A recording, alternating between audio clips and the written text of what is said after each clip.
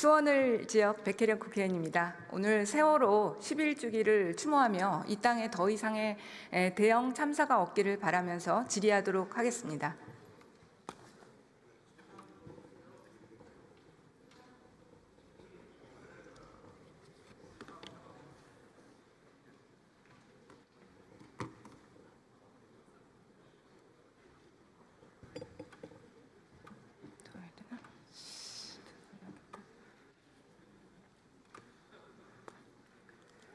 법무부 장관님 나와주시기 바랍니다.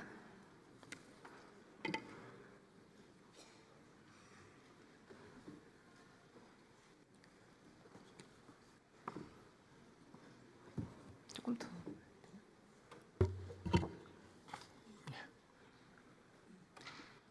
안녕하십니까. 오늘 그 질문 순서를 바꾸게 됐는데 바이든 날리면 이어서 또 계엄은 했지만 경고용이라는 멘트에 이어서 엄청난 인터넷 밈이 유행할 것 같습니다. 오늘 한덕수 총리가 헌재 의견서에서 헌법재판관 후보자 발표는 장차 공직에 임명하겠다는 의사표시일 뿐 지명에 해당하지 않는다라는 답변서를 냈다는 언론 보도가 있었어요. 아세요, 장관님? 저는 그 내용을 알지 못합니다. 그것도 참 문제네요. 법무부 장관이 정부가 수행하는 이런 소송에 관여해야 되는 거 아닙니까? 당연히 좀 알고 있어야 되시는 거 아니에요? 의원님 말씀이 일리가 있습니다만 제가 그 법무부에서 그 의견을 냈다는 이야기를 못 들었고 보고도 받지 못했습니다. 대통령의 법무부 최고의 참모이시잖아요. 그것 자체가 이 정부의 한계를 적나라하게 드러낸다고 봅니다. 그러면 이 내용에 대해서 어떻게 생각하십니까? 저는 도저히 법조인으로서도 이해할 수가 없습니다. 공직에 임명하겠다고 발표하는 것이 지명이지 지명이 아닙니까? 임명과 다르다는 취지 아니신가 생각이 됩니다. 아직 청문회 지명을 분명히 법적으로 지명을 얘기했으니까요. 지명과 임명하겠다는 의사 표시가 어떻게 다릅니까? 설명 좀 해주세요. 의원님 죄송하지만 네. 제가 그 문건을 정확하게 보지를 못한 상태에서 제 추측만으로 말씀드리는 건 적절하지 않고 필요하면 제가 청에 복귀한 후에 내용을 보고 의원님께 보고 드리도록 하겠습니다. 아니 이거 명확하게 이렇게 나온 거기 때문에 이거에 대한 의견을 저는 말씀해 주시는 것이 맞다고 봅니다. 제가 보지를 못했으니까요. 네, 좋습니다. 정말 말도 안 되는 개변인데요. 더욱이나 더 웃긴 것이 PPT 떼어주세요. 한덕수 총리는 지난 8일에 국민께 드리는 말씀에서 분명히 지명한다는 뜻을 밝혔습니다. 열흘 뒤 임기가 종료되는 문영배 헌법재판소장 직무대행과 이미선 헌법재판관의 후임자로 이한규 법제처장과 함상훈 서울고등법원 부장판사를 지명하였습니다. 대국민을 상대로 이런 언론 발표문을 낸 것이에요. 그리고 나서는 헌법재판소에 임명하겠다는 의사표시일 뿐 지명에 해당하지 않는다. 이게 말이 됩니까? 도대체 이해 안 가시죠? 지금 가서 확인해 보시고요. 제가 말한 내용으로는 도저히 법무부 장관님으로서도 이해가 되지 않는 내용이시죠? 제가 일단 네? 좀 전에 말씀드린 바와 같이 내용을 확인한 후에 말씀 못 하시는 거 보니까 이해가 안 되실 거예요. 이게 확인하고 그렇죠? 난 뒤에 말씀드리겠습니다. 사실은 이미 헌법재판관 지명과 관련해서 헌법재판소에 저는 입장이 있었다고 생각합니다. 한덕수 총리에 대한 탄핵 선고문에서 헌재는 명확하게 이런 입장을 밝히고 있습니다. 띄워주세요. 국민으로부터 직접 선출된 대통령의 민주적 정당성과 비교하여 상당히 축소된 간접적인 민주적 정당성만을 보유한다. 대행은 그렇다는 얘기죠. 국무총리는 대통령과는 확연히 구분되는 지위에 있다. 권한대행은 헌법과 법령상으로 대행자에게 미리 예정된 기능과 가업의 수행을 의미하는 것이라는 헌법재판소의 결정이 있었습니다. 이것은 제가 볼 때는 직접적으로 헌법재판관 지명에 대해서 판신하지 않았지만 간접적으로는 사실 대행의 직무 범위에 대한 명확한 규정을 내린 것이라고 생각합니다. 어떻습니까? 헌법에 명확한 규정은 없고 다양한 의견이 있는 것으로 알고 있습니다. 아니, 이 헌법재판소의 결정문에 대해서 어떻게 생각하시냐고요? 그 부분도 지금 제가 말씀드린 바와 같이 헌법재판소가 이거는 하면 안 된다, 이거는 할 수 있다고 명확하게 말씀하신 게 아니고 판결한 게 아니고 여러 가지 상황에 대해서 의견을 표현한 것이 아닌가 생각을 합니다. 헌법의 모든 것을 규정할 수는 없습니다. 그렇기 때문에 헌법재판소의 결정이 중요하고 헌법재판소의 결정이 헌법에 대한 최종적 해석입니다. 맞죠? 구체적인 사건에 대해서 그렇다고 생각합니다. 그렇습니다. 그래서 여기 이미 권한 대행의 직무 범위에 관한 설시가 있는 겁니다. 미리 예정된 기능과 가업의 수행, 그것만 하라고 돼 있는 그런데 거예요. 그게 어느 정도까지가 미리 예정된 업무의 수행인지에 대해서 항상 논란이 있고 지금 말씀하시는 부분에 현상 유지라는 부분도 과연 현상 유지가 어느 정도의 이를 현상 유지라고 할 것인지에 대해서는 논란의 헌법재판관 여지가 있다고 생각을 합니다. 지명은 엄청난 일입니다. 대통령의 고유 권한으로서 지금 우리나라의 지금 현 정치 상황에서 헌법재판관 지명이라는 것은 대통령의 지위를 왔다 갔다 할 수 있는 엄청난 일이에요. 그것을 권한대행이 한다? 그것도 2명이나? 말이 안 되는 일이죠.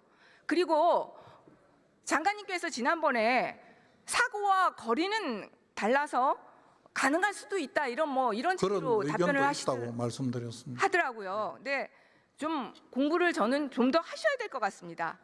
헌법 교과서 어디를 뒤져봐도 권한대행이 헌법재판관 임명이 가능하다고 한 헌법 교과서를 찾을 수 없었습니다. PPT 띄워주세요. 장관님께서도 이 사법고시 할 때 헌법학자들 책 많이 보셨을 거예요. 그러니까 그 좀 오래된 순으로 제가 먼저 말씀드리겠습니다. 성낙인 헌법학 561조, 허영 헌법에 의해 462조, 김철수 헌법학식론 1482조, 허한중 간추린 헌법 417조, 김하열 헌법강의 876조, 박영철 헌법학개론 649조, 한수웅 헌법학 1259조, 최용기 헌법 590조, 심경수 507조, 장영수 헌법학 507조. 어떤 헌법 교과서를 살펴봐도 대행은 현상 유지적인 활동만 할 수 있게 되어 있다고 되어 있습니다. 더욱이 윤석열 탄핵과 관련해서 윤석열 쪽의 입장을 지지했던 허영 교수나 장영수 교수조차도 그렇습니다. 장영수 교수는 거기서 더 나아가서 거리 시의 경우에도 권한 대행자의 민주적 정당성이 취약한 만큼 권한 대행자의 직무 범위는 이기 관리를 위하여 필요한 최소한에 한정되어야 한다고 적시하고 있습니다. 저는 장관님께서 도대체 어디서 사과와 거리를 나눠서 대행의 업무 범위가 나뉜다고, 그러니까 그 헌법재판관 지명할 수 있다고 들으셨는지 모르겠어요. 의원님 맨 마지막에 장영수 교수님 말씀하신 부분에 고리시에는 이렇게 할 수 있다, 고리시에도 이렇게 할 수 있다고 말씀하신 그 내용 자체가 그건 뭐냐면요. 그 내용 그거는요, 자체가 거리와 사고를 구분해서 말씀하고 이거는 있는 겁니다. 그게. 대통령의 고유 권한에 대한 것이 아닙니다. 그러니까요. 지금 말씀하신 내용이 사고와 거리 시에 업무 범위의 차이는 있을 수 있어요. 저는 그러나 그런 내용이 그것도 거리와 대통령의 고유 권한은 빼고 논의되는 것입니다. 그러니까요. 거리와 사고에 대한 부분이 나누어서 설명하시는 헌법학자들도 계십니다. 제가 아는 몇 분도 계시고요. 그리고 지금 거리와 사고 때문에 이렇다고 하는 게 아니고 그런 입장도 있는 것으로 안다고 제가 말씀을 드렸고, 더군다나 헌법재판소는 입법, 행정, 사법 세 부에서 세 분씩 추천해서 헌법재판소 재판관을 구성하도록 되어 있는 것으로 알고 있습니다. 국가수반으로서 하는 부분은 입법과 사법부의 추천한 사람을 임명하는 내용이고, 그 외에 행정부 몫으로 하는 것은 반드시 대통령 자격으로 하는 것이라기보다는 행정부 수반으로서의 역할도 있는 것이다. 제가 그렇게 말씀드린 바가 있습니다. 대통령의 고유 권한입니다. 지금 법무부 장관님께서 좀 더 헌법을 저는 공부하셔야 된다고 생각합니다. 저는 헌법재판소의 결정이 오늘이나 어제 내려질 수도 있었다고 생각했어요. 그런데 안 내려지더라고요. 그래서 왜 안 내려지나 궁금했는데 오늘 이 답변서의 내용을 보니까 이해가 가더라고요. 윤석열 탄핵 사건에서도 말도 안 되는 절차적인 요건과 이런 것들을 주장을 해서 그것을 헌법재판소에서 다 다루다 보니까 시간이 걸렸습니다. 마찬가지로 이 가처분 사건도 이런 말도 안 되는 의사표시일 뿐 지명에 해당하지 않는다 이런 주장들을 해대니까 저는 헌법재판소에서 시간이 걸린다는 생각이 들고요. 저는 가처분 인용 결정이 내려질 것이라고 생각합니다. 헌법재판소 결정이 내려지면 당연히 그 결과는 존중하시죠? 헌법재판소 결정은 그 자체로 존중을 받아야 된다고 생각을 합니다. 네, 만약에 가처분이 인용되면 좀 법무부 참모로서 너무 역할 잘 못하고 계시다고 생각하시고 반성 좀 하시기 바랍니다. 저도 저 역할을 할 수 있게 권한 정지를 안 시켜주셨으면 한 4개월 동안 열심히 했었을 텐데 저 너무 억울했습니다. 근데 장관님 정말 그 말하실 자격은 없다고 봐요. 내란죄와 관련해서도 아니 제가 무슨 내란을 했습니까? 아니요. 그러니까 제가 얘기한 건 내란죄 가담 여부를 떠나서요. 장관님이 제가 뭘 했던 국조특위에 나와서 한 내란죄에 대한 법률적인 해석이나 그런 부분들에 대해서 보면요. 도저히 제가 볼 땐 잘하셨을 거라는 생각이 전혀 들지 않습니다. 그런다고 증거 없이 탄핵을 할 수 있습니까? 자, 다른 주제로 질문하겠습니다. 여기 하세요. 대통령한테 얘기를 했어야죠. 법무부 참모로서의 역할 너무 못하셨다고 생각하고요. 자, 그다음에 윤석열 전 대통령은 지금 내란죄 말고도 범죄 종합 세트입니다. 너무나 많은 범죄 의혹들이 불거지고 있고 빠른 수사가 필요하다고 보입니다. 우리 당에서 윤석열 측근 비리 의혹을 찾아봤더니 100가지가 훌쩍 넘어요. 그냥 뭐 빨리 넘겨주세요. 너무 많으니까.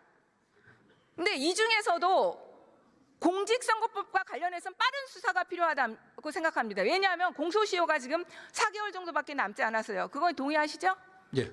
네, 4개월 전에 이 공직선거법 빨리 끝내야 됩니다. 근데 그 공직선거법과 관련해서 너무 또 여러 가지 사건이 있어요. 지금 명태균 게이트 관련해서 공천 개입과 정치자금 문제가 있고 주가 조작, 도이치모터스 주가 조작 관련 허위사실 공표 문제, 그리고 불법 등록되지 않은 불법 선거 캠프 문제가 그렇습니다. 보통 우리가 공직선거법 수사할 때 신고되지 않은 선거사무소 운영이 밝혀지면 당선 무효용이 내려지죠. 보통 일반적으로요. 그거 제가 다 찾아봤어요. 양형에 장관님. 대해서 제가 뭐 일률적으로 말씀드리는 수사해 보셨잖아요. 이중 사무 등록수도는 굉장히 공직선거법에서도 중대한 범죄입니다. 그렇죠? 선거법에 중요하지 않은 내용은 없습니다. 양형 찾아보세요. 그것도 다 당선 무효용이 내려지는 사건입니다. 그런데 강남 에아랑 건물에서 불법 캠프가 차려졌다는 사실은 장관님도 보도를 통해서 보셨죠? 그런 논란이 있는 것으로 알고 있습니다. 잘 아실 거예요. 왜 그러냐면 이게 정상명 검찰총장 사이 건물 아닙니까? 근데 장관님이 모르신다는 게 말 되겠어요? 잘 많이 아실 것 같은데. 왜 반드시 제가 안다고 생각하신지. 아니 검찰총장 사이 그건 우리 법조계에서는 다 사실 알잖아요. 지금 건물주 김방흥, 김용식은 선거 당시 윤석열에게 1,000만 원 고액 후원했고 또 김용식은 윤석열 결혼지대 했던 정상명 전 검찰총장의 사이입니다. 대선 이후에 김용식은 인수위 비서실을 근무했고 김방은은 청와대 관리활용 자문단 위원으로 이촉했습니다. 이 사건은 수사가 어렵지 않습니다. 지금 너무 많은 증언과 증거가 이미 쌓여 있습니다. 결정적으로 윤석열의 절친 이철우 교수, 아주 절친이죠. 나도 강남마랑 사무실에 대해서 여러 번 또 여러 명의 얘기 들었다. PPT 띄워주세요. 이미 인터뷰를 했습니다. 네. 그리고 이준석 의원이 이 사무실에 오라는 윤석열의 메시지를 받았답니다. 그리고 중요한 것은 지금도 그 문자를 보관하고 있다고 합니다. 수사가 어렵지 않습니다. 이 관련자들 너무나 이 사무실에 드나든 관련자들이 많기 때문에 수사 시작하면 저는 이 불법 선거사무소는 바로 밝힐 수 있다고 생각합니다. 수사 빨리 하시겠습니까? 검찰이 꼭 자기들이 갖고 있는 수사권 범위 내에서 신속하게 진행할 것으로 생각하고 있습니다. 그리고 선관위 선거내 그 신고 내역에도 보면 이 선거사무소는 신고돼 있지 않아요. 그러니까 빨리 수사할 수 있고요. 그다음에 주가 조작 관련해서도 이미 검찰에서 김건희 모녀가 도이치로 23억 수익 냈다고 발표했죠. 아시죠? 그거는. 수사 보도 자료 내용에 있는 내용들은 다 알려져 있는 것으로 알고 있습니다. 그러니까 장관님도 아시잖아요. 예? 장관님도 아시죠? 23억을 수익 냈다고 검찰에서 이미 발표했습니다. 그런데 윤석열 대통령은 그 당시에 가논클럽 토론회에서 손해났다 이렇게 전 국민을 상대로 얘기했고, 또 경선 토론회에서도 한 4달 정도 맡겼는데 손실났다 이렇게 얘기했습니다. 그리고 제 기억에는 통장까지 들고 나와서 언론에서 손해났다 이렇게 했던 기억이 있습니다. 너무나 증거가 명확한 사건입니다. 이거는 불러서 수사하면 바로 더 이상 수사할 것도 없어요. 불러서 조사하고 기소하면 되는 사건이에요. 23억이라고 보도자료에 있었는지는 제가 기억이 명확하지 않습니다. 그리고 지금 말씀하시는 그런 선거법과 관련된 부분은 검찰에서 공소시효가 넘어가기 전에 어떤 식으로든지 확인하고 수사해서 종결할 거라고 생각하고 있습니다. 장관님 보시기에도 증거관계 명백하죠. 그리고 명태균 게이트 관련해서 검찰로부터 정보 보고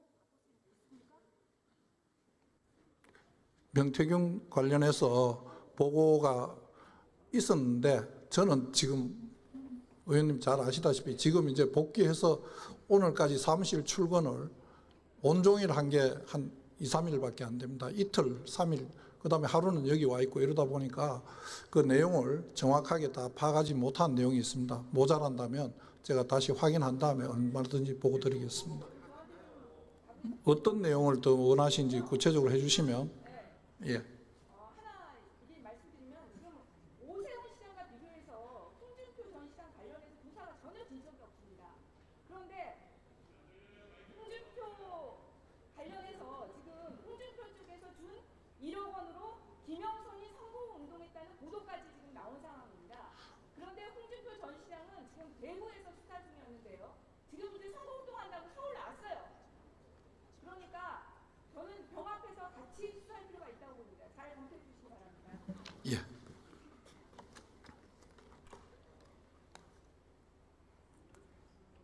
끝났습니까? 예.